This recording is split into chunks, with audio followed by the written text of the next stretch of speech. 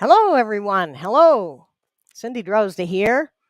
Uh, I hope you can hear me and see me okay. I am here in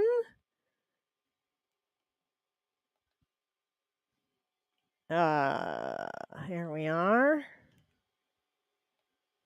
Erie, Colorado, USA.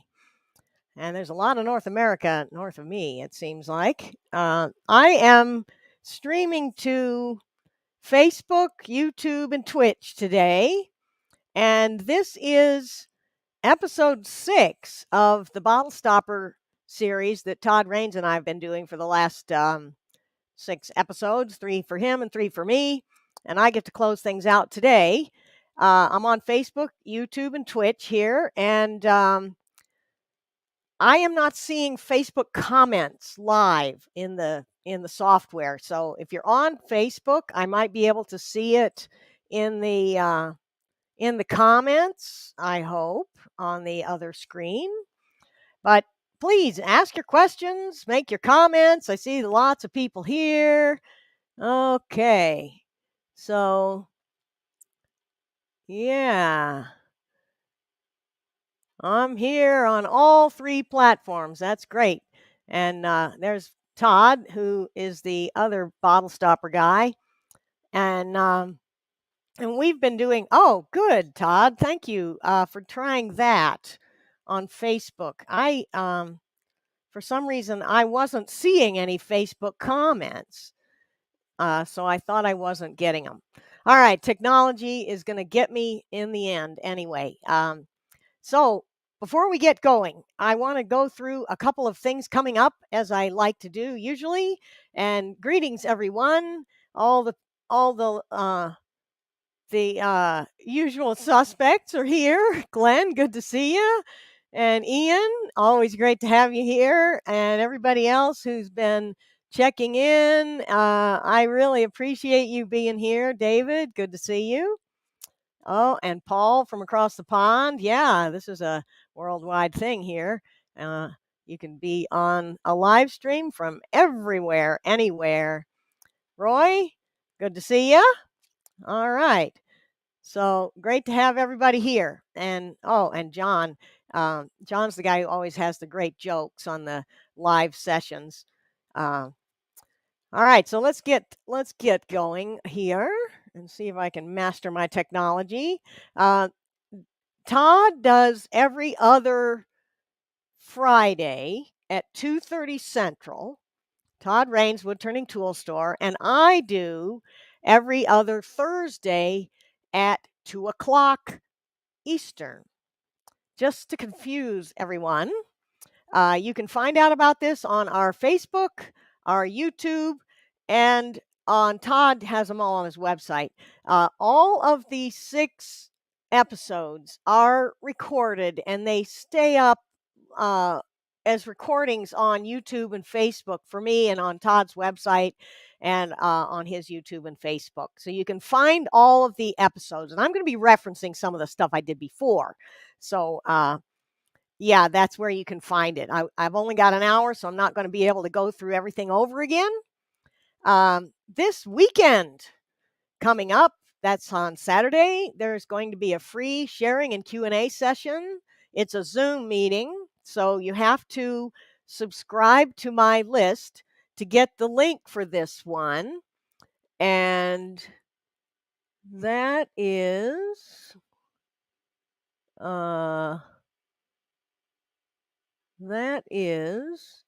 here. And let's get this one off of here. So this is the free session this Saturday. Go to my website, cindydrozda.com, click subscribe, sign up, and the link will come to you later today or early on Saturday morning. So I hope to see y'all there. I can't post links in the comments from this platform, so I will be doing it later. Okay, and what do we got next? We've got our favorite symposium of the year, SWAT, is coming up all too soon. It starts a week from today. Registration starts a week from today. Demos start a week from tomorrow, and we are all going to be there. All of the best vendors out there, and we're going to have all of the vendor showcase people there. That's Joe Fleming of Airbrushing Wood, Steve Worcester, turningwood.com, me, Cindy Drozda, Tod Raines, Woodturning Tool Store, John Jordan Woodturning, and Lyle Jameson with the Hollowing Rigs. So come and visit us in person at SWAT. We may do some live streaming. That sure was fun at AAW, and I want to do it again. So yeah, I probably will. After SWAT, I have a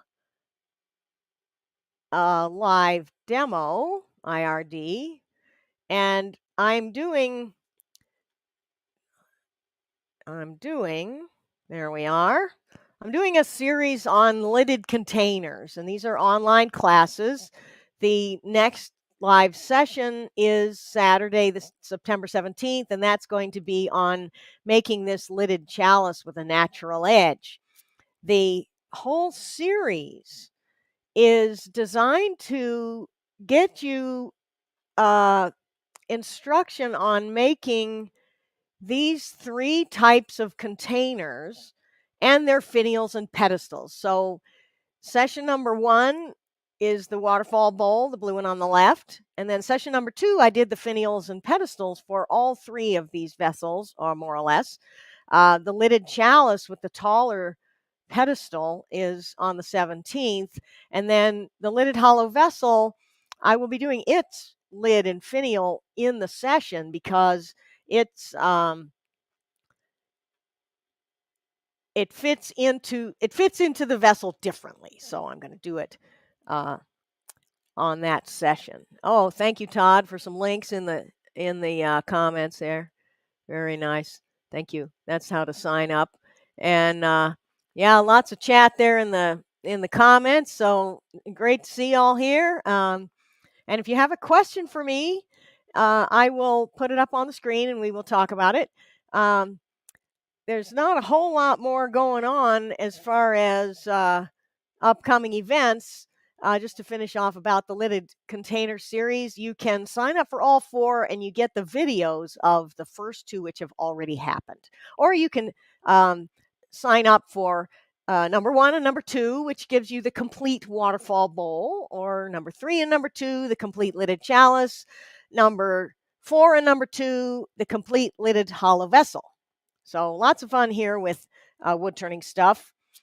And here's another fun thing happening in October. The AAW is having a virtual symposium. You can sign up for this on the AAW website. You probably get emails from them if you're a member also. So yeah, it's kind of designed at newer turners, so the projects are explained very well and they're not overly complicated things. So lots of really good instruction there. And here we are going to start with our actual real stuff. And what I'm going to do today is talk about making a bottle stopper out of a burl. And it offers us a couple of challenges because the burl, here's the bottle stopper I'm going to make. This is a natural top burl. So I can't put the tailstock on here and I can't easily chuck it. So I'm going to show you the techniques I use for this. And this is using the Ruth Niles bottle stopper, stainless steel stopper, which, by the way, I am selling these now on my website. I've got some starter kits for the bottle stoppers. And let me put that up. You can find them on my website here. And you can also find more selections on Ruth's website, nilesbottlestoppers.com. And you can also get that link if you get to my website. So, yeah, this is a way to do bottle stoppers. And I originally started doing them with corks on them, and in the first episode I showed how I do the cork bottle stoppers. Charlie, yes, they are recorded. They're going to just remain up on my YouTube, Facebook, and I don't know if Twitch has them remain up there or not. So you can go back and watch later, yes. And you can also watch all of the other Bottle Stopper series sessions. We had me doing the basic how to make a bottle stopper and using a cork, and then Todd showed some tapping methods for using these threaded stopper inserts, these threaded stoppers. I showed how to do the inserts. This one does not have an insert. I'm going to show you today just another wrinkle in the tapping of them. But first, let's talk about the burl piece. Oh, and another thing is I'm going to try doing a giveaway today. This will be fun. I've never done this before, so it'll be very interesting. And here's what you do. Type hashtag free stopper. It's not case sensitive in the comments, and that will put you in for the drawing. You have to put the hashtag in there, and it's only good while we are live. And I'll be doing the drawing close to the end. After I've got a bottle stopper to show, you're going to win the stopper I do today. And we're going to make a stopper out of a burl blank here. So type in free stopper. Oh, good. We've got a couple of entries, and it looks like the whole thing is working. Yay. Yay. I love it. So, yeah, thank you all for participating so I can see how this all works. Now, this blank here is a maple burl, piece of maple burl, and I've got the natural top on it. And, if you've watched my IRDs, you know that I'm usually all about making the top level so that it looks balanced.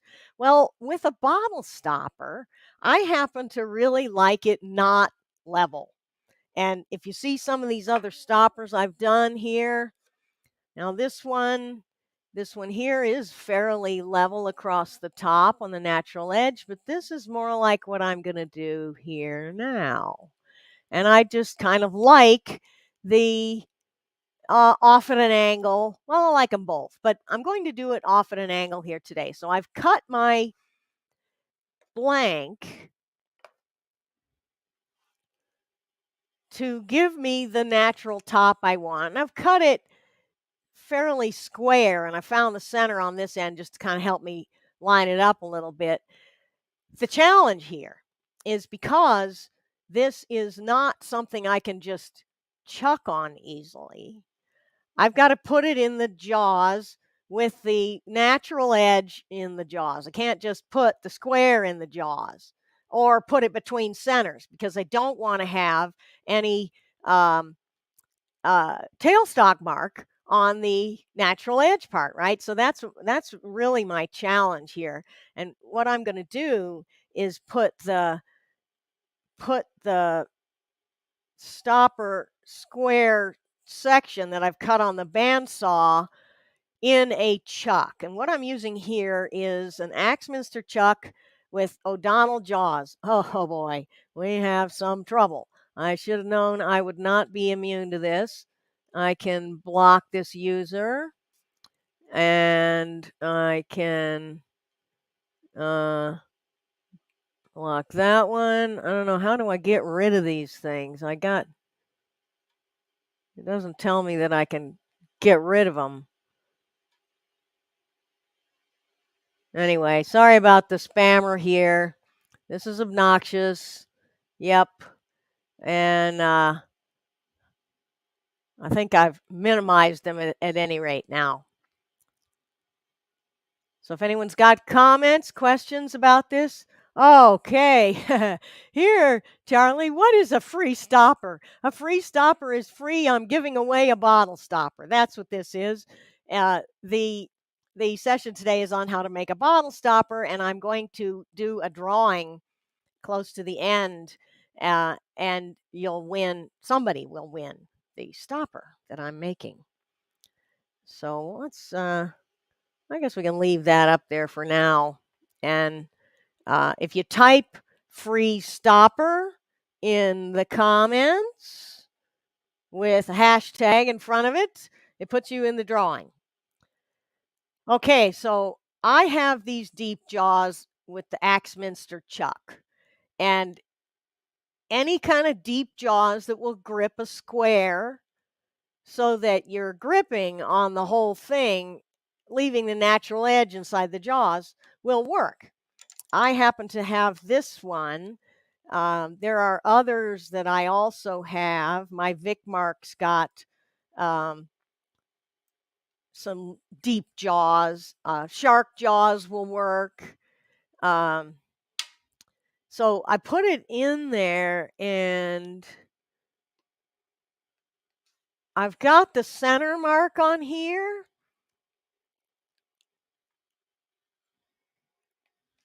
And I'm going to just bring up the tailstock for kind of helping me line it up, because you can see how the square rough cut on the bandsaw doesn't really fit that great into the jaws to line it up perfectly. Now, of course, once I drill a hole here, the hole will locate my finished piece. So really, once I drill the hole, even if it's not perfectly on center, my bottle stopper will be symmetrical.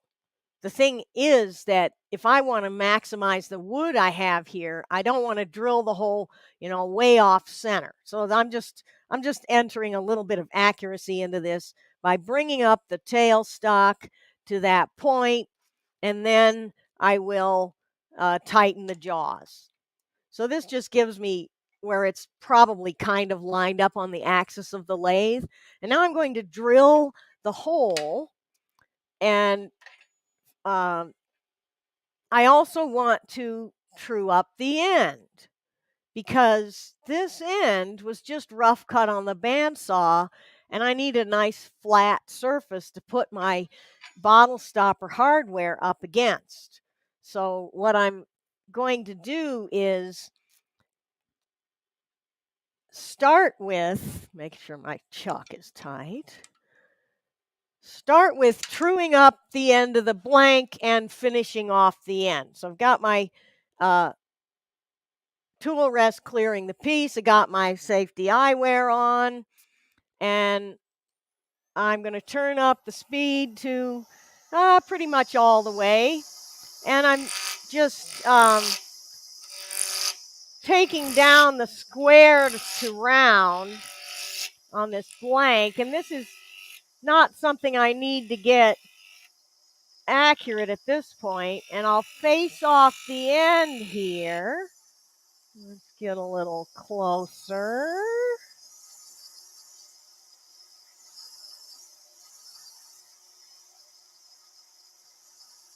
Okay.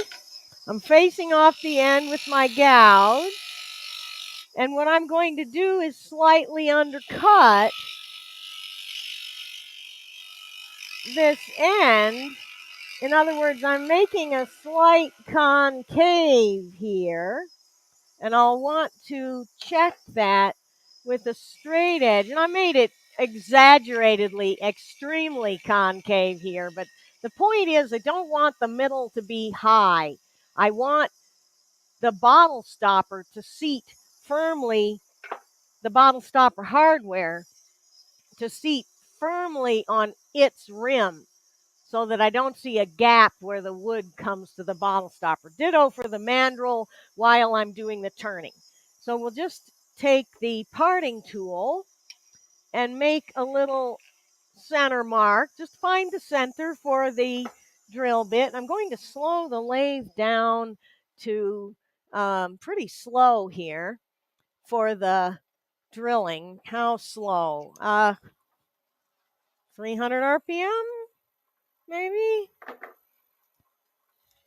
And I've got a drill bit that is the tap drill for the 3/8 16 imperial thread, coarse thread for the bottle stopper hardware, and I'm going to show you here. This is how it's kind of the traditional way that I will drill and tap a hole on the lathe. And I find the center mark with the drill. This is a stub drill. It's a short drill, so it's a little stiffer than a long one and less likely to wander. Although if it wanders, if you just use a standard drill bit and it wanders, it's not a really big deal because the hole defines the axis of your finished piece. So even if the drill wanders, you're going to get the finished piece on the same axis as the hole. All right, so now I am going to put maybe we want this here. I'm going to put the tap in the drill chuck. I drilled the hole. Now I'll take the tap, and here are a couple of tap options. And when Tod did his, he used a tap handle. And that's a way to do it. A great way to do it. Watch the second episode and you can see that method. This is just another way to do tapping a hole. So this is your standard plug tap. It's tapered on the end, and that kind of makes it easier to start the threads. And this is, well, it's a homemade one, but it's a bottoming tap. In other words, it doesn't have that taper on the end.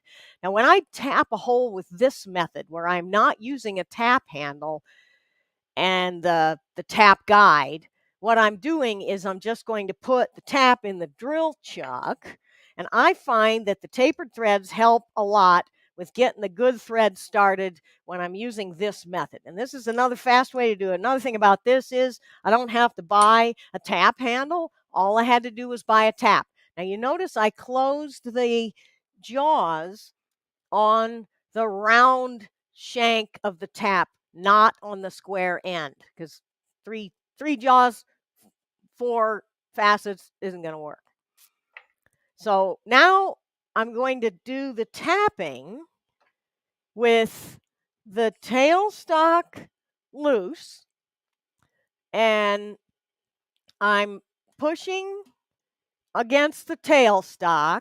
The tailstock is not tightened down on the bed, and I'm turning the hand wheel. And as I turn, the tap advances itself into the hole. And I can just keep going as long as I want.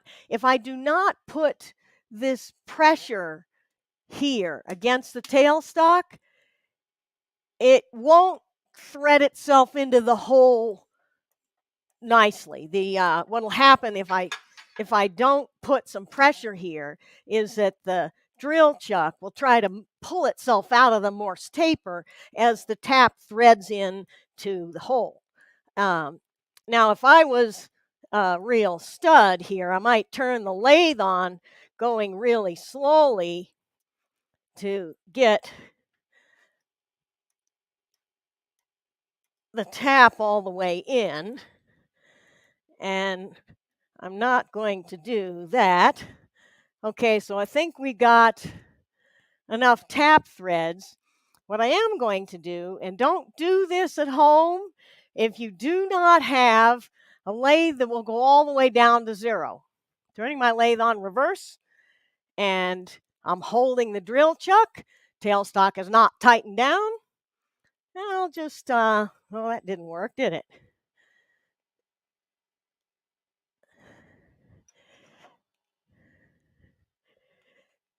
Yeah, I got all the way to the bottom of the hole. The size of the tap is 3/8 16 imperial coarse thread. And it's the size of tap that you would get with Ruth Niles. So we're going in reverse, and it backs the tap out very nicely. Okay, so that was kind of a pro move, sort of a don't do this at home kind of a move too. And you only want to do that if your lathe will go all the way down to 0 when its potentiometer is all the way at 0. So now I have drilled and tapped my very nice hole in the blank. Now, what if I don't have deep jaws? Here's another option. I'm going to drill it and tap it on the drill press. And here's what I'll use. I've got this hand screw clamp clamping my bottle stopper blank. And I've kind of just eyeballed it so that it's level and clamped it in place. Now I'll go over to the drill press and I'll drill and tap the hole on a drill press, keeping the piece in the clamp for both the drilling and tapping. Here's another view of this.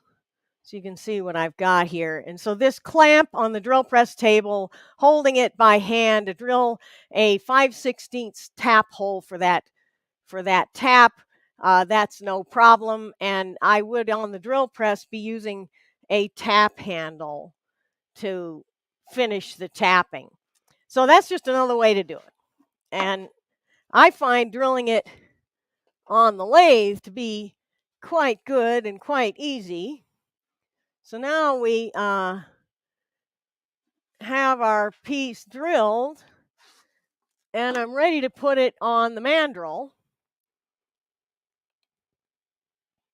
So if anyone's got a question here about what I'm doing, do please post it in the chat there, and I will get to it. All right, so I'm taking off this with, maybe you can see it here. This wrench removes my Axminster chuck. It's kind of a wrench. Good question, Larry. Do I clamp the clamp on the drill press table? In this case, no, I don't, because there are two ways to locate a hole on a drill press. One is where your setup locates the center of the hole, and the other is where a mark, like, what do I do with it? In this case, it's an awl mark on the blank or a center punch mark on a piece of metal. The mark locates the hole. When the mark locates the hole, you don't typically clamp it. When your setup locates the hole, you put a center drill in first to find the hole, and then the drill on size, and then keep the setup and put the tap in the quill and start the threads. So you could do it that way, but when I do bottle stoppers, each piece is irregular and they're not necessarily the same size or square even, and so I'm clamping them, and then I'm holding the clamp with my hand, and I will also, as a safety thing, I'll make sure that the clamp's handle will whack against the column of the drill press if it tries to grab, but I will be holding it tight and with plenty of leverage. And anyway, that's how I used to drill bottle stoppers personally, was I would always do them on the drill press and not on the lathe, but doing it on the lathe is good. Okay, so here's a good question about the hardware. Do I put CA on the threads to help solidify them? You could. I have not here done that. What did I do with it? Here it is. I have just got threads into the wood. And in this case, this wood, this is maple burl, it will do fine with the threads into the wood for no more than I'm asking of these threads, which is I want the threads to hold for the turning on this mandrel, and then I want the threads to hold the hardware in place. And I'm not really expecting the customer to be taking the hardware on and off. However, if I was wanting to upgrade things a little, or if the wood was too soft to hold threads, I would put this insert in there. And here's what that looks like.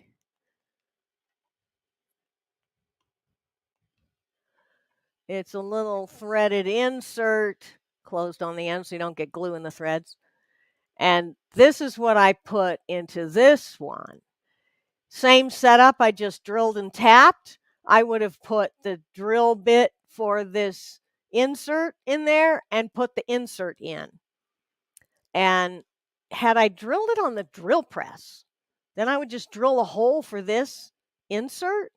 But then I've got the end of the stopper not trued up. So I'll talk in a second about what I'm going to do about that. I don't have to here because I have already trued up the end of the blank here. So CA on the threads, yeah, that is a good option. That wasn't what I did, but yeah. And question about my chuck, Axminster SK100 with the O'Donnell jaws, and these I believe are the mid-size O'Donnell jaws. There are 3 sizes of them, and Tod has all 3 of them in a set of 3. I have 2 sizes that I use a lot of those jaws. All right, so what I've got here is I have the mandrel on, and it has a little cut there that will almost kind of thread the piece on without even having to use a tap. So there are 2 kinds of basic mandrels that you can get for this. One of them is what I have here, where it has threaded onto the 1¼ of my spindle. It's available for other spindle sizes also. The other way that it's done is to have a mandrel like this, which goes into the Morse taper. I've also, and I showed a little bit of this on my first session, I've also made my own mandrels, because if you can figure out a way to get some 3/8/16 threads, like cut the head off a bolt and mount it in the chuck, then you can get your own mandrel without having to buy one. But the bought ones are nice. So that's what I'm using today. Okay, so yeah, I've got my stopper on here. Now, what if I had not trued up this end? Like I drilled it on the drill press. It hadn't been in the lathe yet. What I'm going to do is take my parting tool, and I'll actually part in to, and maybe if we go over here, you can see a little more of it. I'm going to part right in and actually cut into this piece of wood here. That's a little spacer I made. If I were doing it that way, I might make that spacer longer. And yeah, you don't need all those threads just to hold a bottle stopper for turning it. And then I would end up with a little bit of flash around the hole, which I can remove with a chisel, with a sanding disc in the drill press, or with, this is my favorite way to do it, this gizmo, which is a great big single flute countersink. And I can just put it in. I usually would do this in the drill press or the lathe. And with the countersink turning, it'll make a little chamfer on the hole and get rid of the flash that's left after you go in, part in almost all the way to the threads on the mandrel, but not all the way, because you don't want to hit the threads on the mandrel. And then when that's all nice and smooth and level, I'll put it back on here, and I'm ready to turn my stopper. So all that is all just about getting the piece on the lathe.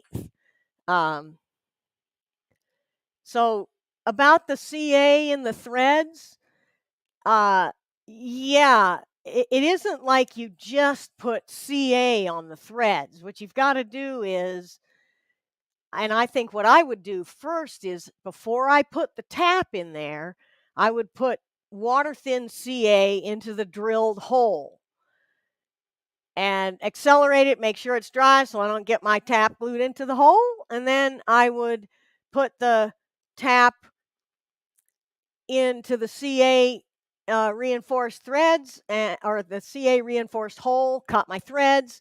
And if by chance I still didn't get a particularly great thread, then I would saturate the threads with CA, accelerator, tap it again. Because, yeah, you would need to clean up the threads after the CA. It probably won't just soak in and make your threads clean and strong. You got to clean them up. Yeah. Do I wax the threads? That would be a good idea. I really have not done that yet, but just haven't bothered, I guess, is what it is. So, yeah, you could wax the threads. The purpose for waxing the threads would be easier on and off. The downside of waxing the threads would be if you're trying to glue your hardware in so the customer can't take it off, which, if I'm making a stopper with hardware that does not have this insert, I don't want the customer thinking that they should be taking the hardware on and off the stopper. So I'm going to glue it in just to keep it from looking like it's two parts once it's a finished piece. Uh, I'm going to use this insert if I perhaps want them to be able to interchange stoppers and hardware, the ones for the whiskey bottle or the oil and vinegar bottle or the wine bottle or whatever kind of bottle, or put something else on there or whatever. Then I'm going to use these inserts, and I like this idea, but it is an extra step. It's an extra cost, all that stuff. So here we are. Can get some turning done finally. And I'm just turning it up all the way. And right now, most of my work really is done here. And I'm just using planing cuts with my bowl gouge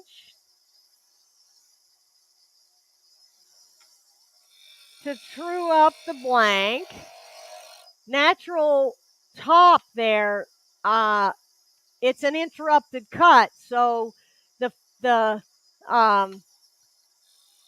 faster I spin the lathe, the more that interrupted cut acts like a solid piece of wood. So I'm just making my shape here, and I'm going to very nicely and accurately get all the way down to right here next to that diameter gauge that I have, that piece of wood. Your mandrel makes a diameter gauge as well.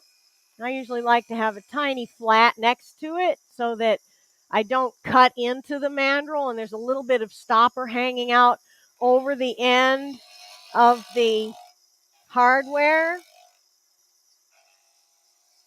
And the wood spacer there means that, well, one thing it does is it shortens the number of threads I have to thread on for each stopper I make.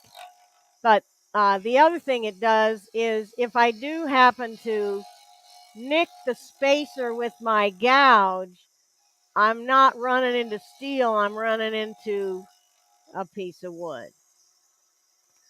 Okay, so here's the shape I wanted. And that was that's about it, right? I could make a fancier shape or whatever, but for me, when I do a burl bottle stopper, I feel like really it's all about the burl. It's not so much about shapes. And I've done all kinds of things. I could make some shape, but here I want to just show off the burl figure, and I don't want to have details that interrupt the burl figure. Yes, I made my own spacer. This wood spacer right here is something I turned, and I drilled a hole in it the size of the 3/8 thread and just slipped it over this. So if I run into it with the gouge and it's not accurate anymore, I'm just going to make another one, right? Okay, we got trouble again. Sorry, guys. I think I got rid of those people there. They keep coming back, though. YouTube is just not what it used to be. So I'm done with the turning. Now I'm going to sand. And what I'm going to do is sand at maybe a little bit faster speed than I sometimes might. And I'm going to use this little hand sander gizmo. I could use a drill mounted pad, but this is pretty easy. It's got Velcro on the bottom. And I put this interface pad on here because a little bit of padding makes the sandpaper last longer. That's just a Velcro disc. And so this allows me to sand the whole thing. I'm starting with 180 grit here. And with a little more speed up here at the interrupted top, it tends to go a little better. It acts more like a solid piece of wood. But, experiment with the speed. And I'm not going to do a bunch of sanding here because I don't have a dust collector hooked up. So what we're going to do now is we're going to go presto changeo. And here's a little glimpse of the spacer.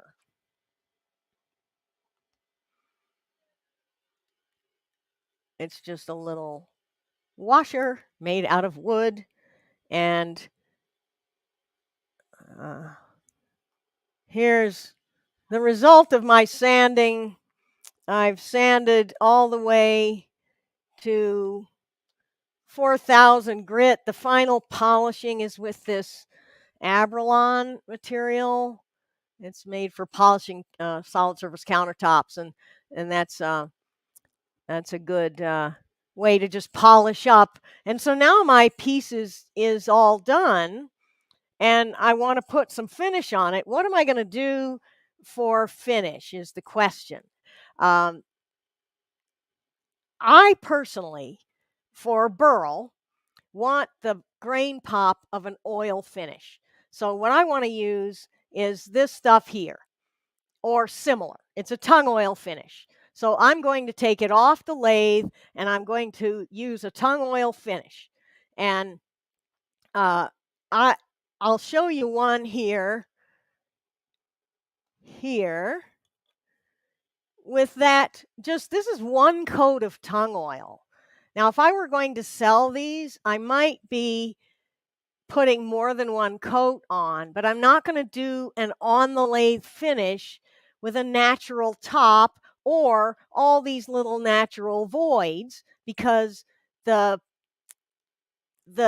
pad on kind of finishes and stuff are going to interfere with the irregularities. So I like the tung oil finish, but your choice. Lacquer would work too, and I have in the past when I did bottle stoppers, I've made an arrangement where I had them all on a dowel kind of a rack, and I could spray them held up before I put the hardware on, and that was good for that. But I'm not going to spray lacquer first thing on a burl like this. I want the burl to be the grain pop from the oil finish. So let's get that oil finish here going. As you can see, that was a very, very fast bottle stopper. I spent a whole lot of time talking about drilling and tapping that hole. But if you're in production of them, it's going to go a whole lot faster than what you saw me doing. And the turning, as you noticed, went really fast.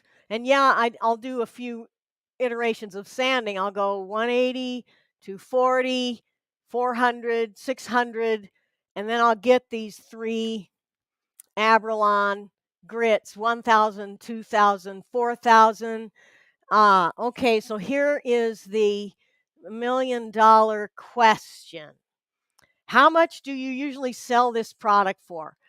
I do not sell these anymore. I used to make bottle stoppers and sell them like in the 90s, and I've moved on from that. So if I make them, it's because I'm making gifts or I'm doing a demo or something like that. And if it's burl, can it be more expensive? Absolutely. There's no saying that a bottle stopper has to be dirt cheap anymore. If you embellish it with, and if you watch some of these other episodes in our series, Tod did some opal and resin inlay, and oh, that definitely adds some, not only time, but perceived value. So, yeah, don't think of your bottle stoppers as having to be nickel and dime items. If they're nicely dressed up and nicely finished, then they could be like jewelry. Um, okay. I can't get away with anything without people talking about my body. I scraped my arm. It is not nasty. It is not even a cut. It's just a little scrape. So don't worry about it. I'm fine.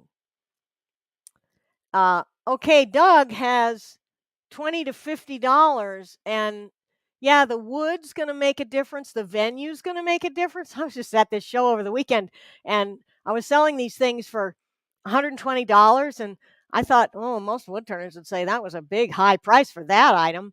And the truth was that the customers were going, is that really correct? I would have thought that piece would cost more. Well, so who knows? And Yes, it's just a flesh wound. Yes. So how much you charge for it? Well, you got to also take into account that you might have spent $7.45 for the hardware and $1.35 for an insert, and you bought some tooling to get ready to do that. So you got to think about all these things. And when I used to do the cork bottle stoppers, and we're talking it's over 20 years ago, 25 years ago, the corks cost almost nothing. And I was selling bottle stoppers for anywhere from $15 to $40. I think the $40 ones were the Banksia pod, and that's what I was doing. Okay, and just to get back to some stuff, I see everybody's kind of got it. Type free stopper in the comments, whichever platform you're on, and you'll win the bottle stopper that I am working on right now. We've got 60 entries already, and I haven't ever done this giveaway thing before, so we're going to find out how well this works. Are we zoomed out all the way? Yeah, that's zoomed out all the way. Okay, so I'm doing the oil. I put a little of that oil in this cup here. And, slathering oil on a project is really not something that I necessarily need to show you to do. I'm going to avoid getting oil in the hole, but I am going to get oil around the edge, because wherever there might be a little edge visible, I don't want the bare wood to show. I want it to be finished. So I'm just slathering oil on here. And in real life, what I'm going to do is I'm going to give it maybe 20 minutes, and I'll keep coming back and putting more oil on if it soaks in so much that I see dry areas. See, you're not seeing any dry areas here. So the reason I'm doing this is because I want to share with you a technique that I have discovered to solve one of the oil finishers dilemmas. Now, if y'all have ever done oil finish, and I've done a lot on cabinets and things, you know that everywhere, and on wood turnings, that there's a dark pocket, natural edge, or anything like that, or like on this bottle stopper, all these little voids and things. You wipe the oil off, and it keeps coming back out and making a little puddle right around the opening, and keeps doing that and keeps doing that. And then eventually you get tired of wiping it off, and you go to bed, and you come back in the morning, and there's a little solid, dried, hard rim around all those holes. So here's what I do. And this solves all the problems. Also, when you put oil on a natural edge, it's really hard to get in and wipe it all out of all the crevices. I might do my best here, but I'm not going to get in all those little holes. So here's what I'm going to do. Maybe you can see it here the best. Compressed air, and I'm holding it in a a cloth so that any oil that sprays around is going to get hopefully in the cloth and not on my hand. But I've also got gloves on, and I'm wearing eye protection because when I do this, it's going to spray it everywhere. So I'll just spray, and I'm going to get air in all of these little voids and burl areas as well, and then wipe it again, and that should get me a clean finish with no bleed back. So there we are. There we are. And here we are. Nice burl pop. And we're going to put a stopper hardware on. And we're going to call this a done bottle stopper is what we're going to call it. Nice burl, natural top. And another coat of finish would be probably a little more durable. I could spray lacquer over it after 24 hours if I wanted a lacquer finish, but I also wanted the grain pop of oil, and that's something I like to do. It depends on, I don't know, if I were selling them, I'd probably spray lacquer over this. I would not use shellac because shellac is not a waterproof finish. And shellac in the kitchen, if your hands are wet or you have alcohol in the bottle and you get a little drip on your finish, the shellac is not durable enough, especially with water and alcohol around it. So I'm going to use something like tung oil or polyurethane or lacquer, something that has a really durable waterproof finish. I could also buff this piece with a Beal buffer or with I just use a cotton buff with some Hut wax, which has a little abrasive and some wax, and it shines things up nicely after 2 coats of oil.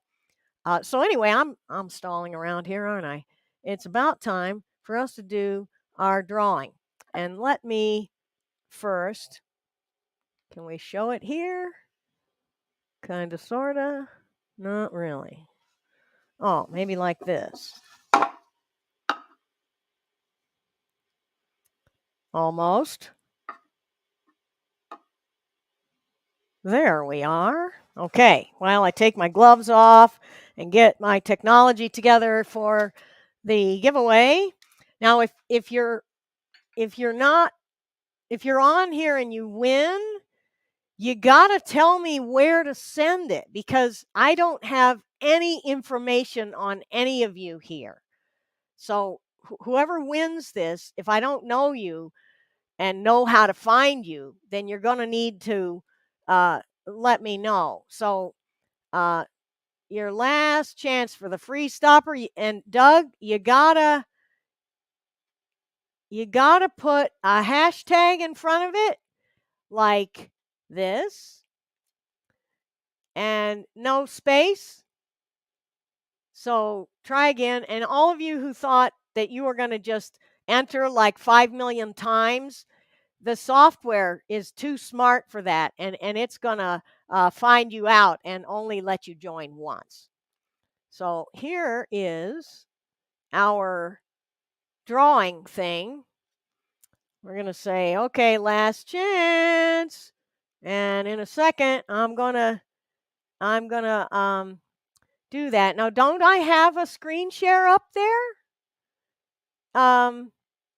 Can you see the free stopper window? Yes?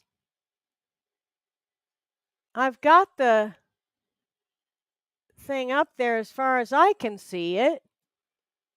So I think we're going to be okay. And I'm not going to put, you're not going to see my mouse click the draw button. But I am going to right now click the draw button. I know you can't see my mouse. And it's going to do a bunch of stuff. It's going through everybody. They're like 72 or 3 people. And it's going to choose one person and confetti. And the winner is Obi-Wan 9. So Obi-Wan, you're going to have to you're going to have to let me know who you are if you want me to send it to you. So what you can do is you can send me an email. Here's my email. You can go to my website and thereby find my email.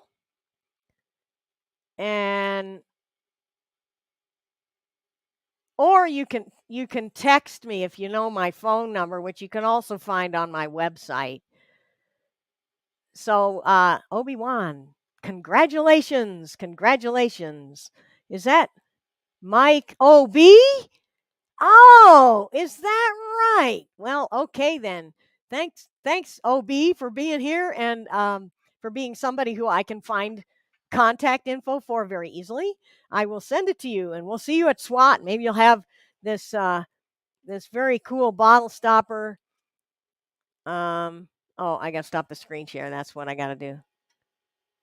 Okay, technology strikes again, as always. There's our beautiful bottle stopper. Doesn't come with a bottle.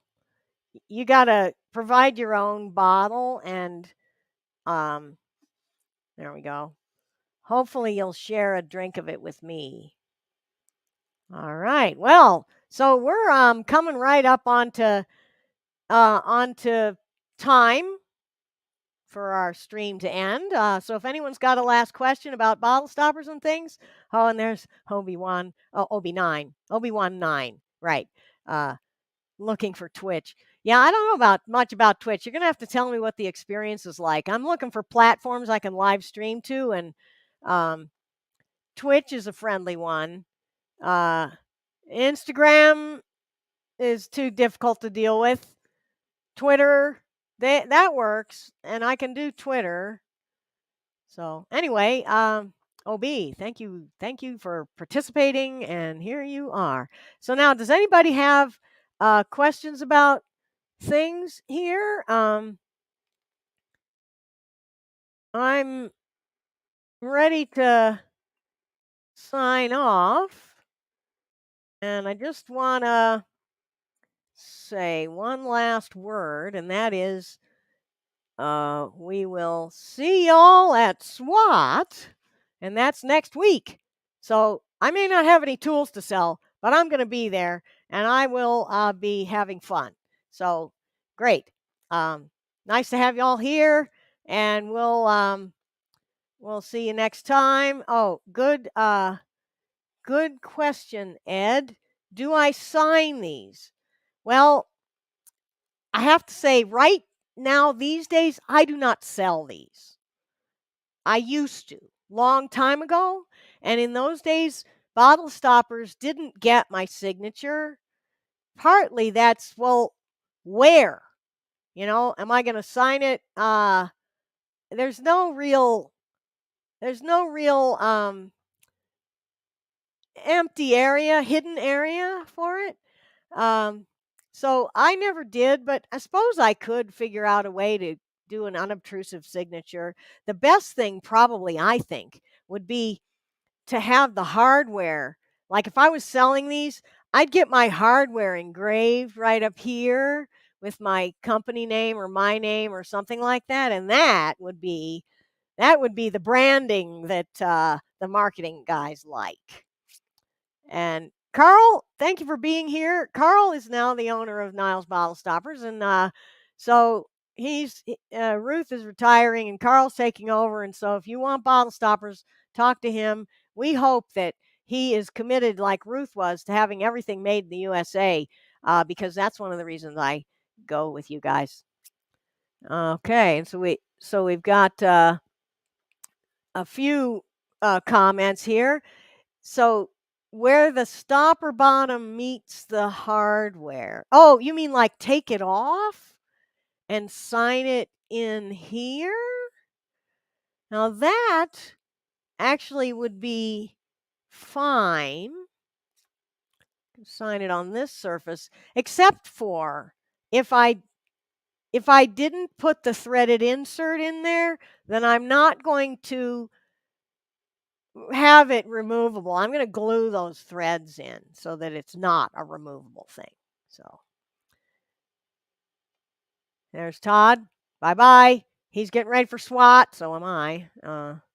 Yeah, it's going to be a hard, heavy week coming up.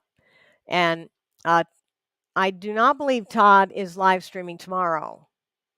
If you were thinking you're going to see him online tomorrow, he's now going to every other week. So he'll be, well, he won't be next week because he'll be at SWAT, unless we decide to do some kind of a live stream from SWAT. Um, so Ed, if you're signing him and having it be removable, that's a great place to sign, just so that there is a signature, a maker's mark on there. And thank you, Carl. I hope you continue to be committed to making them in the USA, and so far so good. Great. All right. So I am going to send OB this bottle stopper. Or maybe I'll take it to him at SWAT because he's going to be there. And I will see y'all later on. I'll see y'all at SWAT if you're going. And thank y'all for being here for the bottle stopper live stream series. Check out the replays at Todd's website, my YouTube and Facebook, and they're all recorded. The whole thing is recorded, so it's not edited down. It's just the whole thing. And we will hopefully talk to you later. Yes, and so Todd is hopefully he'll be live streaming in his usual spot on Friday next week, when you would normally have found him here. So just the last parting note for all of you is my lidded chalice IRD coming up on September 17th. You can find the sign up on my website. Oh, and I did want to mention, as I saw somebody type in free stopper, that's only for a while it's live. And once I've done the drawing, if you're watching this recording, the free stopper thing is done. We're not giving anything away after this live session. We gave away this bottle stopper here to the winner of the drawing, and there were like 70 people enrolled in it. Thank you. All right, so I'm going to say good night, goodbye, good evening, wherever you are in the world, and I will see y'all next time. Over and out.